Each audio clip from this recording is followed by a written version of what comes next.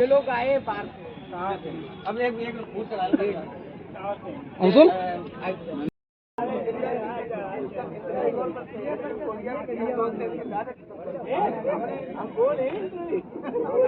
Saifai Samajwadi party राष्ट्रीय अध्यक्ष और हमारे नेताजी की श्रद्धांजलि देते हुए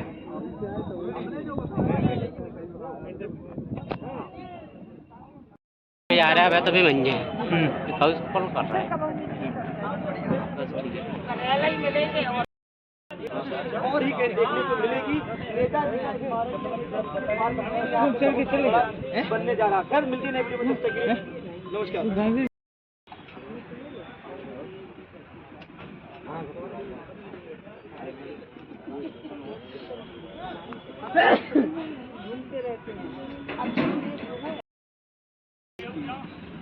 वो चलो रील बनाने होना है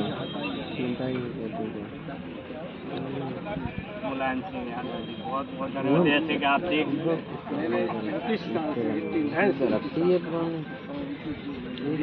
पहले में ऐसा विचारधारा ऐसी समाजवादी विचारधारा पैदा ही नहीं बंद कर दिया। श्रद्धेय नेताजी को श्रद्धांजलि जब दे रहे हैं तो उनके चेहरा पे जो रौनक है, मुस्कुराहट है, ये गवाही दे रही है कि नेताजी ने देश के लिए बहुत कुछ किया है। वो हम लोग शब्दों से बयान नहीं कर सकते। फौजियों के लिए भी इतना कुछ किया जो आज तक देश पूरा आज याद कर रहा है। बहुत बहुत कहाँ से हो सर? चौरानवे गए थे शादी समारोह में, तो नेताजी ने हमसे बोला था पार्टी की सरकार होगी। श्रद्धेय नेताजी जब कोई भी देश में त्योहार हुआ करता था, देश की जनता से अपील किया करते थे, ये देख लेना किसी गरीब के यहाँ कोई बच्चा या बेटी कोई पूड़ी या मिठाई के लिए न रह जाए। अगर ये स्थिति हो उस गरीब की घर पे जाके मदद कर देना। नेताजी कहा करते थे कि किसी गरीब परिवार में किसी बेटी की अगर शादी है तो उसके पिता की चुपके से मदद कर देना, जिससे कि समाज में अपमान भी न हो सके। ये थे नेताजी। नेताजी ने कन्या विद्याधन, बेरोजगारी भत्ता जैसी एक बड़ी स्कीमें लेके उत्तर प्रदेश में आए थे।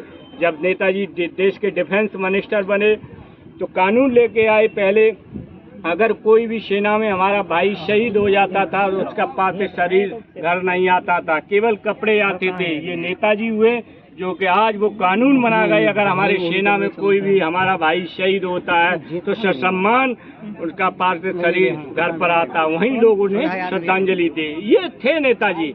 नेताजी ने अपने राजनीतिक जीवन में एक किसान परिवार में पैदा होकर हिंदुस्तान के बहुत बड़े नेता हुए। डिफेंस मिनिस्टर, कई बार मुख्यमंत्री, कई बार सांसद, कई बार विधायक।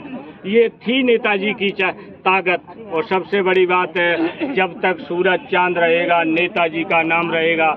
हम हमेशा नेताजी को सेकुलर विचारधारा पर चलते रहेंगे, नेताजी को याद करते रहेंगे।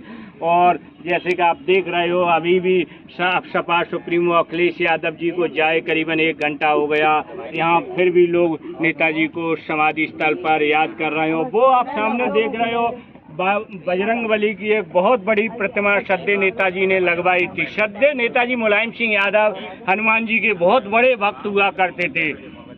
ये कहते हैं लोग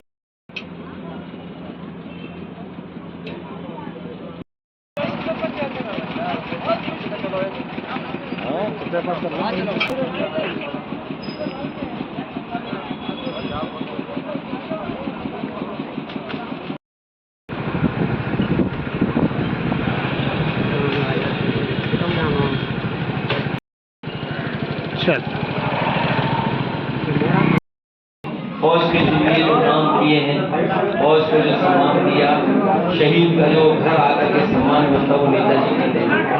याद होगा आपको कि बहुत सारे अधिकारी और सरकार के लोग ये नहीं चाहते थे, क्योंकि ये बहाना कर रहे थे कि बजट बहुत खर्च होगा अगर कोई सीमा पर शहीद हो जाएगा, क्योंकि हमारे देश की सीमा अलग अलग जगह पर है और बड़ी कठिन परिस्थितियों की सीमाएं हैं।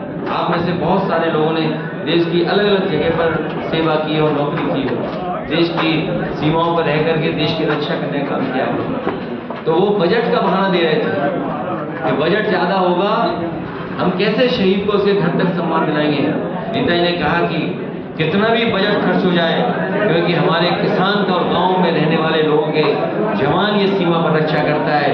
अगर शहीद के लिए कितना भी बजट हमें देना पड़ेगा हम देंगे। उसी फैसले की वजह से आज भी सम्मान जवानों को मिल रहा है। आज तो हम लोग यहाँ कार्यक्रम कर रहे हैं। शिलान्यास के दिन जब 1 साल पूरा हुआ था, हमारे यहाँ साथी हैं जिनके जीवन को नेताजी ने कहीं न कहीं छुआ है।